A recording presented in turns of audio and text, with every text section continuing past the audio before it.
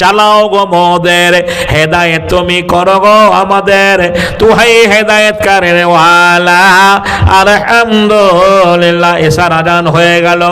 নামাজ পড়ার পরে মা বলেছে যদি মন্দিরে না যাই খেতে দেবে না। এইরকমই লোকের ভিড়। আমার কাকা আমাকে হারমোনিয়ামটা এগিয়ে দিয়ে বললেন তোকে বাজাতে হবে। আমি প্রথমে বললাম আমার শরীর খারাপ, বাজাতে পারবো না। বলে না, তোকে বাজাতে হবে। ভগবানের নামে ওরা প্রার্থনা শুরু করলেন। কি বলছেন? জয় রাধে রাধে কৃষ্ণ কৃষ্ণ গোবিন্দ গোবিন্দ বলো রে, ছাড়ো রে মন দুনিয়ার আশা, অজপা নামে করো রে নেশা। জয় রাধে রাধে কৃষ্ণ কৃষ্ণ গোবিন্দ গোবিন্দ বলো রে। আমি বলতে শুরু করলাম আল্লাহ তোমাকে যদি ডাকি, তোমাকে ডাকার পরে যদি রাধে গোবিন্দকে ডাকি তাহলে তো আমি মুনাফিক হয়ে যাব। আল্লাহ আমার জবান খুলে দিলেন, ফরমাতে हैं अल्लाह कुरान में फज़कुरूनी अज़कुरुकुम। ये आयत के मज़मून भूल गए दुनिया में आकार। ए मुसलमान, ए अल्लाह का फरमान भूल गए। আল্লাহ বলেছেন বান্দারে তুমি যদি এক পা এগিয়ে আসো আমি আল্লাহ এগিয়ে যাই, 10 পা এগিয়ে যাই। সুবহানাল্লাহ। আল্লাহ আমার জবান খুলে দিন, বলতে শুরু করলাম কি লা ইলাহা ইল্লাল্লাহু মুহাম্মাদুর রাসূলুল্লাহ বলো রে, ছাড়ো রে মন দুনিয়ার আশা, আল্লাহকে নিয়ে করো রে নেশা। যত মুমিন ভাই সবে আল্লাহ বলো, আল্লাহ বলে সবে ডাকো রে, লা ইলাহা ইল্লাল্লাহু মুহাম্মাদুর রাসূলুল্লাহ বলো রে। ওরা বলছেন জয় রাধে রাধে কৃষ্ণ কৃষ্ণ গোবিন্দ গোবিন্দ বলো রে। সুর তাল একই কিন্তু মানে তো আলাদা। আমার দাদু প্রতিদিন ভোরবেলায় বলতেন, দাদুর কাছে শিখেছি, ভজ গৌরাঙ্গ কহ গৌরাঙ্গ রহ গৌরাঙ্গের নাম রে, যে জানা গো রাঙ্গ ভজে সে হয় গৌরাঙ্গের প্রাণ রে। গৌরাঙ্গ বলিয়া দুই বাহু তুলিয়া বদল ভরিয়া সবে গাও রে। আমি দাদুর সঙ্গে একদিন বলেছিলাম লা ইলাহা ইল্লাল্লাহু মুহাম্মাদুর রাসূলুল্লাহ বলো রে, যে জানারা শুনকে ডাকে সে হয় রাসূলের উম্মত রে। আল্লাহ ছাড়া কেউ নাই মাবুদ, রাসূল তার পেয়ারা রে। ফজর হইল আজানও পড়িল, জাগো তোমরা জাগো রে। নাপাক হইলে গোসল করিয়া ফরজ নামাজ সবে পড়ো রে। আল্লাহ ছাড়া কেউ নাই মাবুদ, রাসূল তার পেয়ারা রে। এইভাবে আমার সংগ্রামী জীবন শুরু হলো। প্রতিভা কখনো কদিন লুকিয়ে থাকে না, হাজারো বাধার পরে প্রতিভা প্রকাশ পেয়ে যায়। সমাজের কাছে আমি ধরা পড়ে গেলাম, জানাজানি হয়ে গেল। আমি অমুসলিম হলেও মুসলমানদেরকে ভালোবাসি, ইসলামী ধর্মকর্মকে আমি ভালোবাসি। একদিন স্কুল থেকে বাড়ি ফেরার পথে একজন মৌলানা রাস্তা দিয়ে চলে যাচ্ছেন। আলেম মানুষকে চেনা যাবে যারা নায়েবে রসুল। আমি সালাম দিয়ে বললাম, মৌলানা সাহেব হিন্দুদের বাড়িতে নামাজ পড়া হবে কি হবে না? আমার এই দাড়ি ছিল না, টুপি ছিল না, একটা হাওয়াই শার্ট জামা। জি আমাকে বলল ওরা অমুসলিম, ওরা পেচ্ছাপ করে পানি নেয় না, নাপাক অবস্থায় থাকে, বিভিন্ন রকমের দেবদেবীর পুজো হয়, ওদের বাড়িতে নামাজ না পড়াটাই ভালো। আমি বাড়িতে নামাজ পড়া বন্ধ করে দিলাম। আমি যদি মুসলমানদের মসজিদে নামাজ পড়তে যাই ধরা পড়ে যাব, জানাজানি হয়ে যাবে। আমি যদি মাঠে কোথাও নামাজ পড়ে দেখে ফেলবে। ওই নামাজ শেখা বইটার শেষের অংশটা পড়ে দেখছি, ওখানে কাজা নামাজ সম্পর্কে কিছু মাসলা মাসাইল দেওয়া আছে। জোহরের নামাজটা পড়া হয়নি, আসরের রাত আদায় করতে হবে। আসর জোহর পড়া হয়নি, এসারা আদায় করতে হবে। তাই বলে আমাকে নামাজ ছাড়া যেতে যাবে না। দেখতাম বাবা মায়ের ভয়ে যখন সবাই ঘুমিয়ে যেত, চোর চুরি করতে চলে যায়। আমি চোরের মতো নির্জন নিরিবিলি জায়গায়, খোলা আকাশের নিচে, পুকুর পাড়ে, খেলার মাঠে, ফসলের জমিতে আমি আমার ফেলে আসার দিনগুলোতে নামাজ আদায় করেছি, তবু আজও নামাজ ছেড়ে দেইনি। একদিন মাঠে নামাজ পড়তে গিয়ে ধরা পড়ে গেলাম। পাশের একটা মুসলিম লোক আমাকে মাঠে নামাজ পড়তে দেখে বলল, তুমি তো হিন্দুর ছেলে, গতকালকে আমি ফসল আগলাতে এসে দেখি চোর ভেবে তোমাকে দেখলাম দীর্ঘ সময় নিয়ে নামাজ পড়ে চলে গেলে, আমার আজকেও দেখলাম তুমি নামাজ পড়ছো, তোমার মাথা কি খারাপ হয়ে গেছে? বললাম চাচা, আমি অমুসলিম হলেও নামাজকে শ্রদ্ধা করি, আমি অমুসলমান হলেও বাবা মার ভয়ে লুকিয়ে লুকিয়ে নামাজ পড়ি, আমার বাড়িতে নামাজ পড়া হবে না বলে আমি এইভাবে নামাজ পড়ি। মুসলমান লোকটা আমাকে বুকে টেনে নিয়ে জড়িয়ে ধরলো, কেঁদে বলল, তুমি আমার ছেলের মতো, আজ আমার জ্ঞান চক্ষু তুমি খুলে দিলে। আমরা প্রকৃত মুসলমান হলেও আমরা নামাজের গুরুত্ব দিই না। জুমার দিন, শুক্রবার একদিন নামাজ পড়ি, ঈদ বকরিদে নামাজ পড়ি, কেউ মারা গেলে জানাজায় শরীক হই, 5 ওয়াক্ত নামাজ পড়ার সময় পাই না। তুমি একটা আল্লাহকে এত ভয় করো, বাবা মার ভয়ে হিন্দুর ছেলে হয়েও তুমি এভাবে নামাজ পড়ো, তোমার কাছে আজকে আমি চরম শিক্ষা পেলাম, তুমি আমার ঘরে চলো। আমাকে বাড়ি নিয়ে গেল, বললো আমার এই বাড়িটা তোমার জন্য খোলা রইল, আমার বাড়িতে আমার স্ত্রী ছাড়া কেউ জানতে পারবে না, তুমি আমার ছেলের মতো, সন্তানের মতো আমার বাড়িতে নামাজ পড়ে চলে যাবে। বাবা ভাইয়ের আমার, জোহরের আজান যখন শুনি, আমি হিন্দু মহল্লা থেকে সেই মুসলমান লোকটার বাড়িতে অজু করে জোহরের নামাজটা পড়ে চলে যাই। আবার আসরের নামাজের সময় আসি, আসরের নামাজটা পড়ে আসি। ওপারের একটা হিন্দু ছেলে এপারে একটা মুসলমানদের বাড়িতে যদি 5 বেলা যাওয়া আসা করে, বলুন লোকে সমালোচনা করবে কি করবে না? যারা যে প্রকৃতির লোক সেইভাবে সমালোচনা শুরু হয়ে গেল। বললাম চাচা, আপনাকে যদি কেউ জিজ্ঞাসা করে, জানতে চাই আপনি কি করবেন, বলে তাই তো কি করা যায়। আমি বললাম কতগুলো মুসলমান ছেলে মেয়েদের ঠিক করে দিন, আমি টিউশনি করাবো, প্রাইভেট পড়াবো, আমার নিয়াতিন নামাল আমল বিল নিয়াত, আমার উদ্দেশ্য আপনার বাড়ি নামাজ পড়ার জন্য আসা, কেউ যেন বুঝতে না পারে। আমি এমনি কৌশল করে তার বাড়িতে আরও 2 বছর নামাজ আদায় করেছি। একদিন মুসলমান লোকটাকে বললাম, চাচা আমি আর এই ধর্মে থাকবো না, আমার মন খারাপ হচ্ছে, আমাকে আর ভালো লাগে না, আমি মুসলমান হয়ে যাব।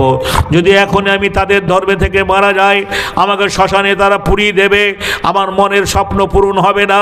মুসলমান লোকটা বলল, না তুমি আরও পড়াশোনা করে এগিয়ে চলো। আমি বললাম বাড়ির সবাই লোক জানাজানি হয়ে গেছে। মুসলমান লোকটা বাধা দিল, আমি বাড়ি এলাম।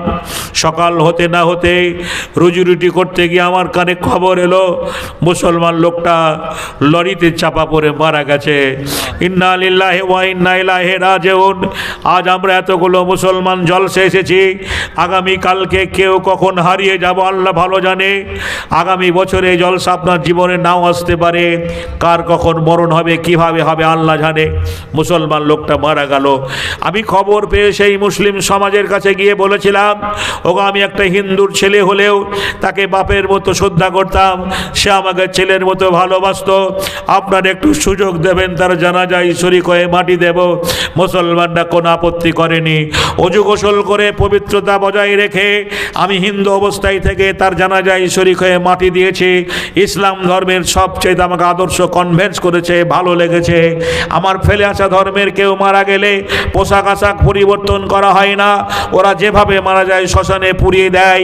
ইসলাম ধর্মের আদর্শ হচ্ছে গরিব মুসলমান হলেও জীবনের শেষ মুহূর্তে তাকে গরম পানি দিয়ে গোসল দেওয়া হয়, আতর সুরমা লাগানো হয়, সাদা কাফন পরানো হয়।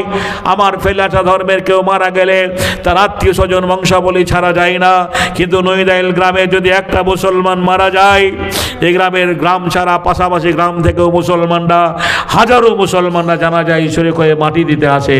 আল্লাহ রাসূল 1450 বছর আগে বলেছেন, এক মুসলমান অপর মুসলমানের ভাই। একটা মুসলমান মারা গেলে পরে হাজারো মুসলমান, জি আত্মীয় সূত্রে নয়, বংশসূত্রে নয়, শুধু মুসলিম ভাই হিসাবে জানা যায় শরীক হয়ে মাটি দিতে আসে। জোরে বলুন, আসে না? আসে না? আমাকে আদর্শ ভালো লেগেছে। আমি মাটি দিয়ে বাড়ি এলাম।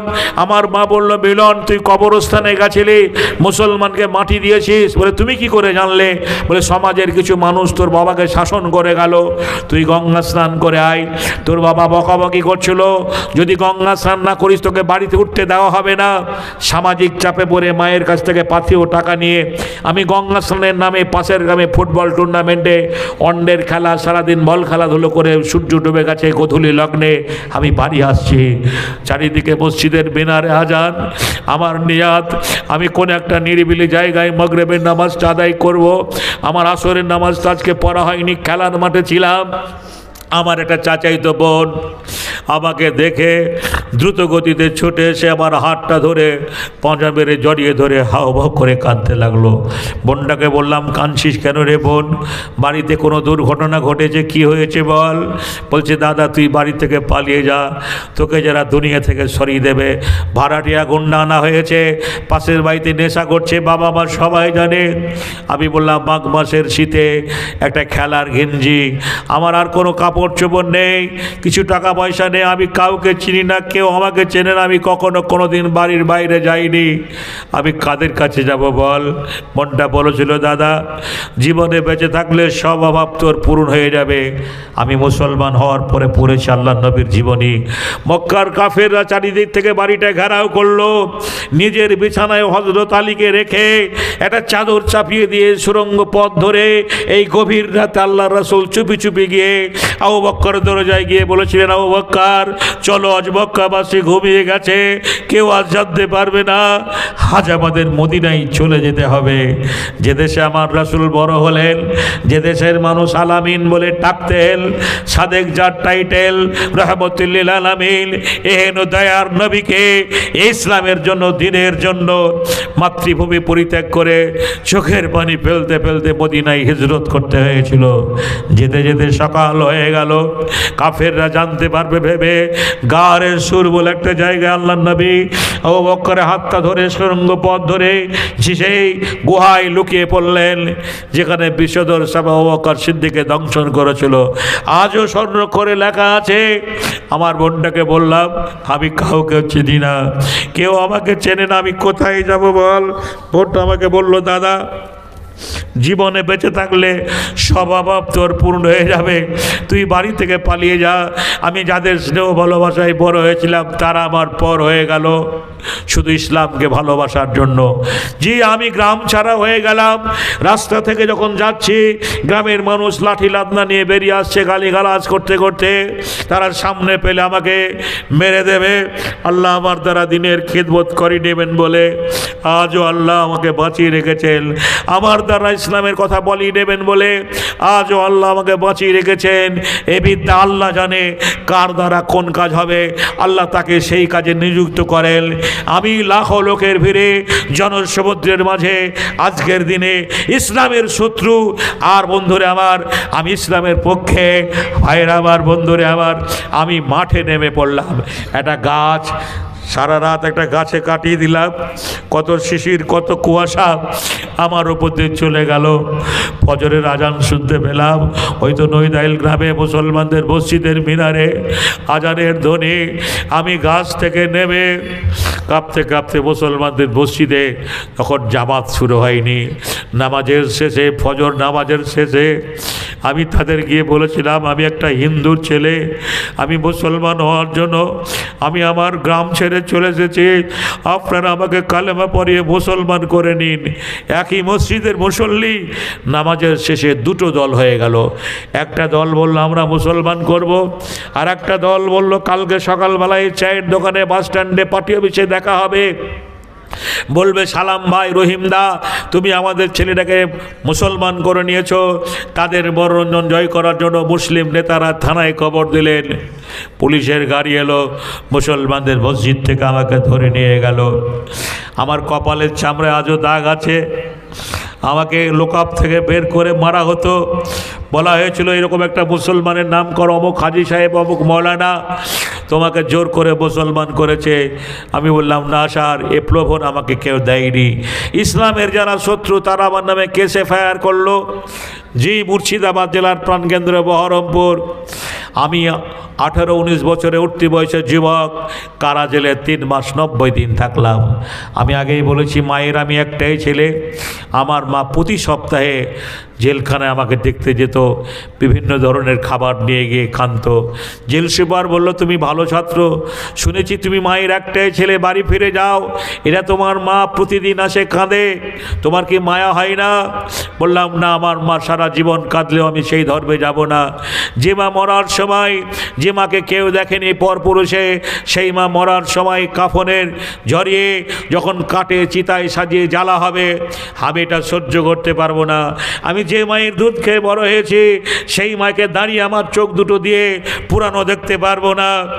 তাই আমাকে আমার এলাকার সহপাঠী বন্ধুরা একদিন জেলখানায় দেখতে গেল, যারা আমার সাথী, আমার সঙ্গে পড়াশোনা করেছে, খেলাধুলো করতো, মুসলিম সেই ছেলেগুলো আমাকে গিয়ে বলল, ভাই আমরা তোকে দেখার জন্য এসেছি। বলে আগামী দিনে 28 তারিখ আমাকে জামিন করা হবে, তোরা যদি জামিন করতে পারিস তো আলহামদুলিল্লাহ, না হলে মনে হয় বিষাক্ত ইঞ্জেকশন দিয়ে আমাকে পাগল করে দেওয়া হবে। আমি বেঁচে থাকবো, ভালো মন্দের বোধ শক্তি আমি হারিয়ে ফেলবো, আমার বড় হয় তোদের ধর্মে আমার যাওয়া হবে না। মুসলমানরা সেদিন আমার চোখের জল দেখে আপনাদের মতো গ্রাম বাংলার মানুষের কাছে এসে বলেছিল, আমাদের একটা বন্ধু মুসলমান হওয়ার জন্য জেলখানায় রয়েছে, আমরা আগামী দিনে তাকে জামিন করার প্রস্তুতি নিয়েছি, আপনারা যে যা পারবেন সাহায্যের হাত বাড়িয়ে দেবেন। আমাকে সাহায্যের হাত বাড়িয়ে দেওয়া হয়েছিল, ভালো উকিল ধরে জজের কাছে নিয়ে যাওয়া হলো আমাকে। জজ বললেন, তুমি কেন মুসলমান হবে?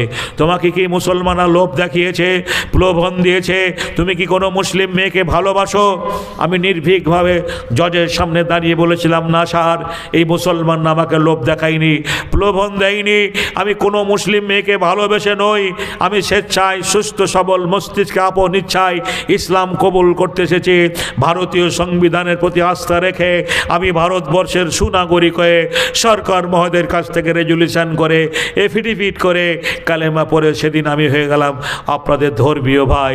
জোরে বলুন আলহামদুলিল্লাহ। এফিডেভিট করার সময় সরকারি খাতায় আমাকে লিখতে হয়েছে যে আমার উত্তরসূরি বাপের পৈতৃক সম্পত্তির উপরে আমার কোনো দাবি দাবা থাকবে না। বন্ধুরে আমার, ভাইরা আমার, বাবার সঙ্গে দেখা হলে পরে কথা কম বলে, বাবা RSSের লোক, মা মোবাইল নাম্বারটা আমার কাছে আছে, লুকিয়ে মাকে ফোন করি। গত পরশু দিনের ঘটনা বলছি, আমি একটা ছোট্ট প্রোগ্রাম করে বাড়ি আসছি, হঠাৎ দেখছি সন্ধেবেলা আমার মায়ের ফোন, বলছে, মিলন কোথায় আছিস বেটা? বলে, মা আমি তো একটা জায়গায় গেছিলাম, আমি বাইকে আছি, নলহাটি থেকে আমি বাড়ি যাচ্ছি। বলে, তুই শুনেছিস খুব খালি গায়ে ঘোরাঘুরি করিস, তো কোথায় আছিস একবার আমাকে দেখা করলে ভালো হতো। বলে, কোথায় এসছো মা?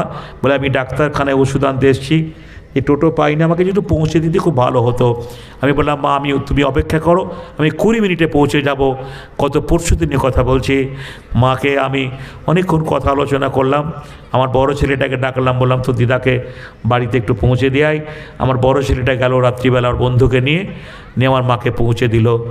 আমাকে কষ্ট হয়, আমার মা যখন আমার সামনে কোনো ছেলে তার মাকে মা বলে ডাকে, আমার কষ্ট হয় তখনই যখন কোনো মা তার ছেলেকে আদর করে। খালার আমার, মায়ের আমার, বোনের আমার, আমার এ হচ্ছে আপনাকে যে কথাগুলো শোনালাম, কোনো বই